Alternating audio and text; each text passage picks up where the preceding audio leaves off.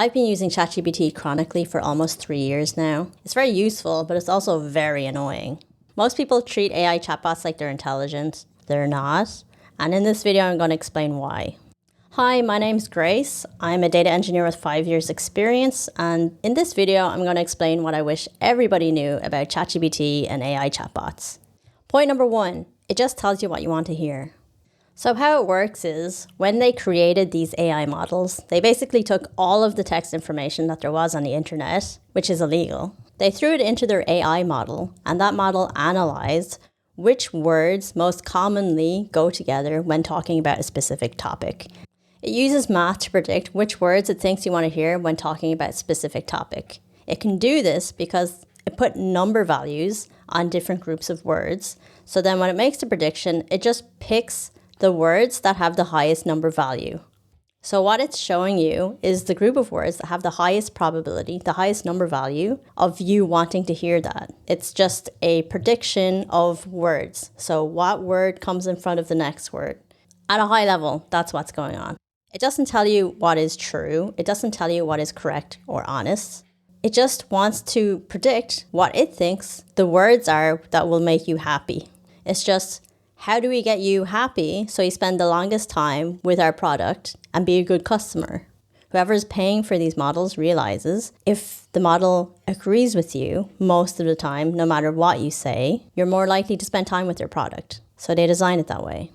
A real world parallel would be a yes man. So think about mega rich people that have an entourage of yes men around them. They're like, that's a great idea. Of course you can do it. Nobody has ever thought about it like that before. You're going to change the world. And that's what ChatGPT is. ChatGPT is the useful yes man. It'll tell you all your ideas are great, no matter how dumb they are, just to make you happy.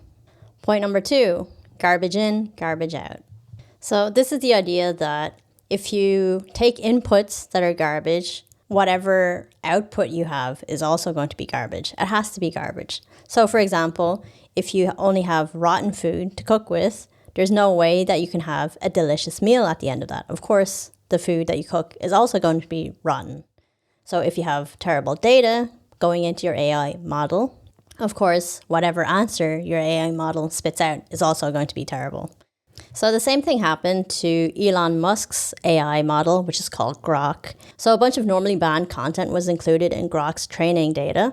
And that's why you have an AI claiming to be Hitler, Mecha Hitler, and praising Hitler before they realize that maybe you shouldn't say certain things. So AI is only as useful as the data that is trained on. So if you want to ask it things that it doesn't have good data on, it's not going to be able to tell you. But the garbage in, garbage out principle also applies to the prompts that you ask it, the questions that you ask AI or ChatGPT. So for example, one time I was working on YouTube thumbnails for this channel, took a photo of my thumbnail and I showed it to ChatGPT and I said, what do you think of this thumbnail? How do I improve it? Is there any tips on the layout? And it said, okay, yeah, move yourself here and the text bigger and then a little higher. So I did it all, and then it said, wow, this is awesome, 9.3 out of 10, you should publish this. So then I published it. So my video was online, and then after a few days, I took the analytics, and I copied and pasted into ChatGPT, and I said, what do you think about how this video is doing? I mean, the views are low, but it's also a new channel. What do you think? It said, your views are low because your click rate is bad, because your thumbnail is bad. You're the one that told me to publish it. You're the one that said my thumbnail was 9.3 out of 10.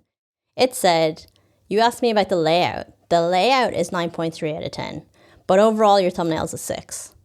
Obviously, I was like really pissed off. And I was like, well, obviously I asked you first to help me improve the thumbnail. Like, why would I want to post a 6 out of 10 thumbnail if it can be better? And I said, oh, you're right to push back.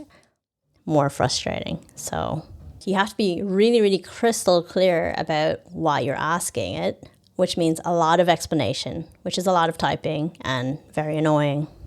Point number 3, the output is not verified. Since I'm asking ChatGPT questions where I don't know that much about the topic, trust is really important that it's telling me something that's true, because I don't have enough knowledge to correct it when it starts going in the wrong direction. But the thing is, you can't trust AI. You don't know where the information has come from, and sometimes it hallucinates. It just makes stuff up. With YouTube or a blog post, at least there's a date on the information, there's comments, there's views. But when ChatGPT gives you information, nobody else has seen that structure of words. It's just inventing, just collecting words it thinks that you want to hear and putting them like bricks in a row and going, here, did you like the wall? And you don't know if what it said is true or not. It's completely unvalidated. You have no reason to trust that it's correct. There is a probability that what it's saying is true, but there's absolutely no guarantee, especially when it comes to like you asking for its opinion. And the most disappointing thing about it is that it won't tell you when it doesn't know something. For example, I used this art program called Blender. I was using Blender version 4 point whatever, blah, blah, blah. It gets updated very frequently, and often buttons move around or just disappear because they found a better way to do something. And when I asked it, hey, how do you do this? I'm using Blender 4 point blah, blah, blah. Sometimes it didn't know, and it would just tell me the Blender version 3 way of doing it, and it would just say, click this on this menu. I'm like, that button's not in the fucking menu. Sorry, that button's not in the menu. I don't know, you're making me do stuff that's not working. And I was like, oh, you're right, this is a Blender 3 thing. So yeah, I mean, that's the most disappointing feature about ChatGPT. It won't just tell you, I don't know how to do that. I don't think you should do that. That's the wrong way to think about the thing. You should, instead of doing this approach, you should completely change your approach and do something else. Calm down. I need to calm down for a second. When I worked as a data engineer, I worked in the business intelligence department. This department was about taking all the data that existed in the company and putting it in such a way that it was usable for the other people in the company so that they could see the sales figures, they could do forecasting, maybe there was automatic inventory purchasing going on, and this was called intelligence. But you're like, is that intelligence or is that like showing information? I feel like those are different things. I mean, is a dictionary intelligent? That shows a lot of information too. So when you think about intelligence, like business intelligence being this corporate tech word, it's just like showing of information. And that's what AI chatbots do. They show information. They're not actually intelligent. They're intelligent in terms of the buzzword because they fulfill that brief. But in the way that normal people think about intelligence, it's not intelligent.